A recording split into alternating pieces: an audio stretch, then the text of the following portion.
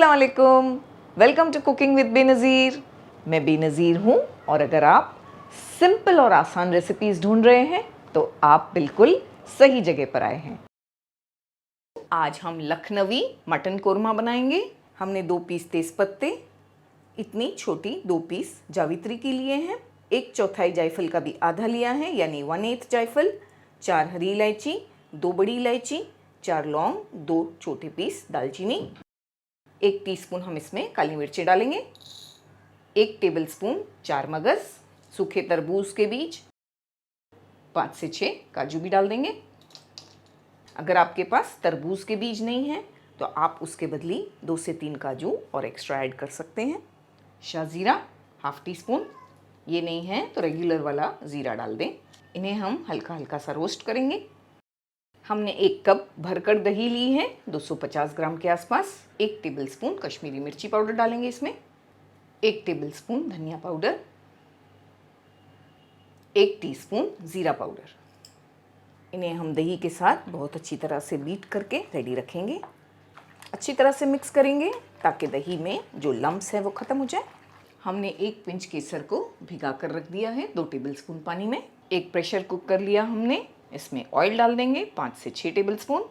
Oil में 2 piece तेज़पत्ते, 2 बड़ी इलायची और 1 दालचीनी डाल देंगे। हम इसमें 1 केजी मटन डाल देंगे। वॉश कर लिया हमने अच्छे से और सुखा लिया। साथ में एक मीडियम साइज़ का प्याज भी डालेंगे, पतला पतला स्लाइस किया हमने।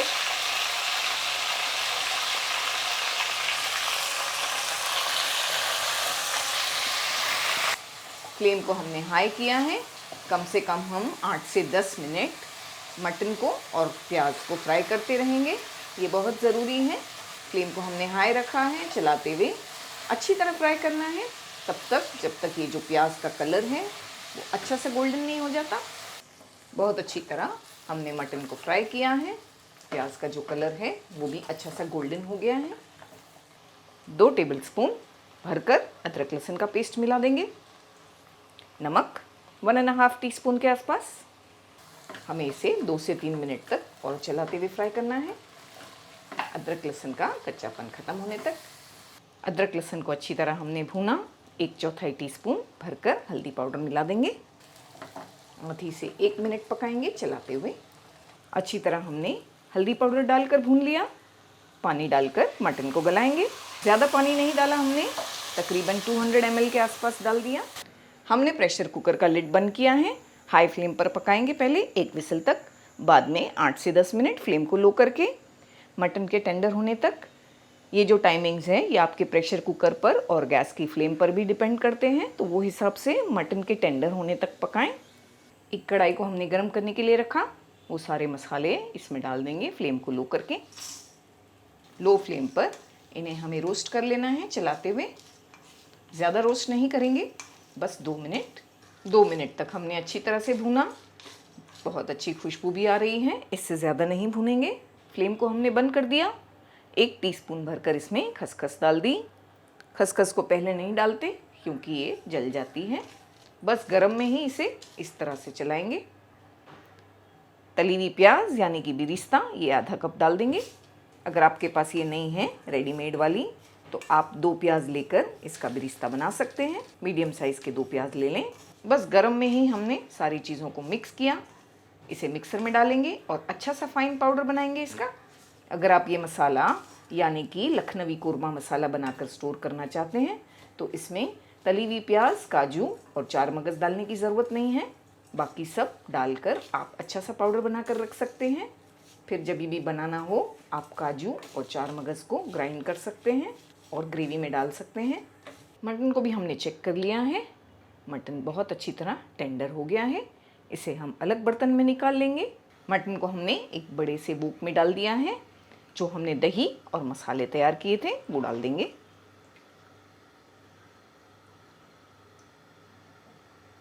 दही है इसमें तो फ्लेम को लो रख के पहले हम इसे थोड़ा चलाएंगे कंटिन्यूस 1 से 2 मिनट तक।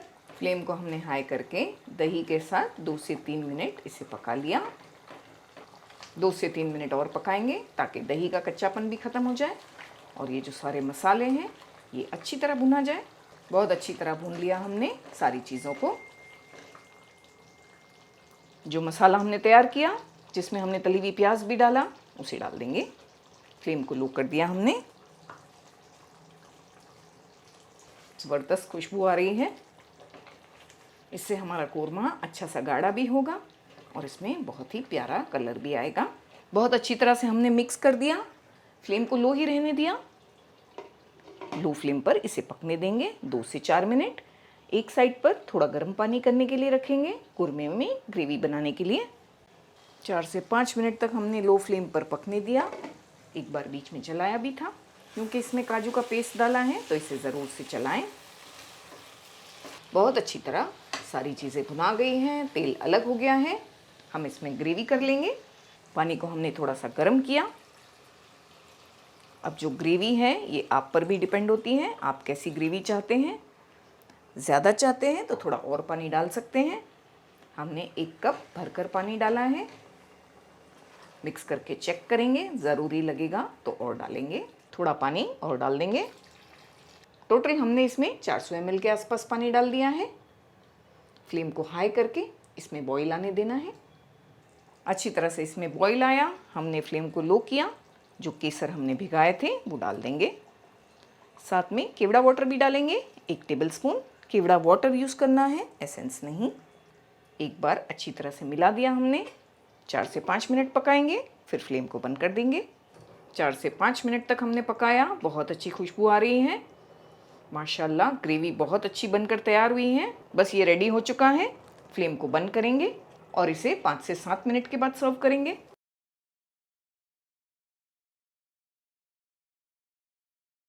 दोस्तों, हमारे काफ़ी सब्सक्राइबर्स की फरमाइश थी कि हम आपके लिए रिटन रेसिपीज़ लेकर आएँ, तो आपकी फरमाइश को मद्देनज़र रखते हमने एक वेबसाइट लॉन्च की है जिसका नाम है www.cookingwithbenazir.com, जहां आपको इंग्रेडिएंट्स की लिस्ट के साथ साथ रिटन रेसिपी भी मिलेगी, वो भी बिल्कुल फ्री में। इसका कोई चार्ज नहीं है। तो कर दिया ना हमने आपका काम आसान। तो लॉग ऑन कीजिए www.cookingwithbenazir.com पर। आज हम केक कस्टर्ड ट्राइफल बनाएंगे। सबसे पहले हम एक बोल में कस्टर्ड पाउडर लेंगे। हम 1.5 टेबलस्पून लेंगे। पहले 1 टेबलस्पून डाल दिया, फिर ½ टेबलस्पून। इसमें हम तकरीबन 1/4 कप दूध डाल देंगे। इसे मिलाकर तैयार रखेंगे इस मिक्सचर को। हमारे पास यहाँ पर मावा केक्स हैं, इस तरह के। आपके पास जो भी केक्स अवेलेबल हैं वो आप यूज़ कर सकते हैं। स्पंज केक, वनीला केक, और अगर घर पर बनाना चाहते हैं तो हमने प्लेन स्पंज केक बनाने का तरीका भी बताया है हमारे चैनल पर। लिंक हमने दिया है आई बटन पर और डिस्क्रिप्शन बॉक्स में। चाहे तो घर पर केक बनाकर तैयार कर लें, या चाहें तो मार्केट से कोई भी केक जो आपको अच्छा लगता है वो यूज़ कर सकते हैं। इसमें हाथों से हम केक को बस इस तरह से क्रम कर लेंगे। इसमें चाहें तो आप स्लाइस केक भी डाल सकते हैं, जो इजीली मार्केट्स में अवेलेबल होते हैं। कस्टर्ड हमने मिक्स करके रख दिया दूध में। केक को अच्छी तरह से क्रम कर लिया है। नेक्स्ट स्टेप पर चलते हैं। एक सॉसपैन में हम 1 कप भरकर दूध ले लेंगे, यानी कि 250 ml दूध। 1/4 कप शक्कर डाल देंगे। टेबलस्पून से देखें तो 4 टेबलस्पून भरकर शक्कर डाल दी हमने। चलाते हुए शक्कर को भी मेल्ट कर लेंगे, साथ में दूध को भी बॉईल करेंगे। शक्कर मेल्ट हो चुकी है। जो कस्टर्ड पाउडर हमने मिक्स करके तैयार रखा है उसे एक बार इस तरह चलाएंगे, क्योंकि कस्टर्ड पाउडर नीचे बैठ जाता है। तो अच्छी तरह से हमने चला लिया। फ्लेम को लो रखते हुए एक हाथ से हम इस तरह चलाएंगे, दूसरे हाथ से थोड़ा थोड़ा डालेंगे। एक साथ पूरा नहीं डाल देंगे, क्योंकि फिर इसमें लम्स बन सकते हैं। थोड़ा थोड़ा करके हमने पूरा कस्टर्ड डाल दिया और इस तरह से बिल्कुल लो फ्लेम पर इसे चला रहे हैं। हमें एक गाढ़ा कस्टर्ड का मिक्सचर तैयार करना है, इस तरह का। थोड़ी देर, कम से कम 2 से 3 मिनट हमें इसे इसी तरह चलाते हुए पकाना है, ताकि कस्टर्ड पाउडर का कच्चापन ख़त्म हो जाए। 2 से 3 मिनट तक हमने चलाते हुए कंटिन्यूस पकाया। बस फ्लेम को बंद करेंगे। हमें इतना गाढ़ा कस्टर्ड चाहिए। अगर इतना गाढ़ा नहीं है आपका कस्टर्ड, तो आप थोड़ा सा और कस्टर्ड मिलाकर दूध में डाल सकते हैं। इतना गाढ़ा करना है। इसे एक अलग बोल में निकालेंगे और ठंडा कर लेंगे।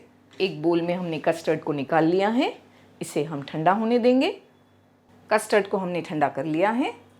एक फोक की मदद से थोड़ा इसे बीट करेंगे, क्योंकि ठंडा होने के बाद ये इस तरह सेट हो गया है। अच्छी तरह से इसे हमने बीट कर लिया है। नेक्स्ट स्टेप पर चलते हैं। केक को हम एक ग्लास में डाल देंगे। हम ये सब एक ग्लास में कर रहे हैं। ग्लास में ये अच्छा दिखेगा क्योंकि ग्लास ट्रांसपेरेंट होते हैं। वैसे आप चाहें तो ये प्रोसेस किसी बोल में भी कर सकते हैं, या अगर आप एक बड़ी डिश में ये सब सेट करना चाहते हैं तो वो भी कर सकते हैं, जैसा आपको पसंद है। इस तरह से थोड़ा थोड़ा दबा देंगे।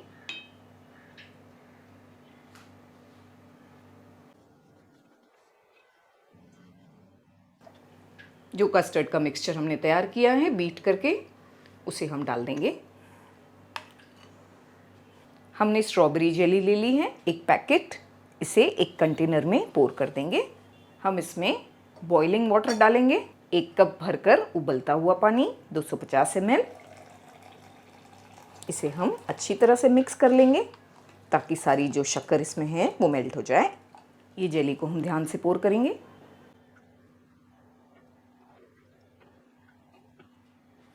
जेली को हम थोड़ा सा सेट होने देंगे। हम इस पर कस्टर्ड की लेयर लगा देंगे। फिर हम इस पर जेली पोर कर देंगे। जेली को हल्का सा सेट होने देंगे। फाइनली हम इसे व्हिप क्रीम से डेकोरेट करेंगे, जो ऑप्शनल है, आप नहीं चाहते तो ना करें।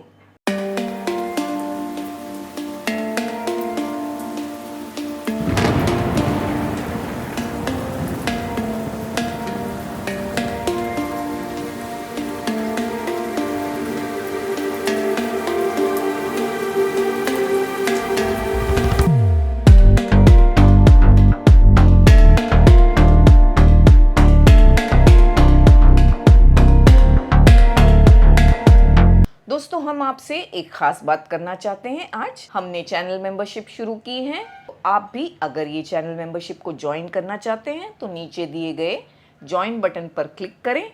अब चैनल मेंबर बनने में क्या क्या फ़ायदे हैं, ये सारी डिटेल्स आपको वहीं पर मिलेगी। इंशाल्लाह उम्मीद करती हूँ कि ज़्यादा से ज़्यादा मेंबर्स हमें ज्वाइन करेंगे। जज़ाकल्लाह खैर।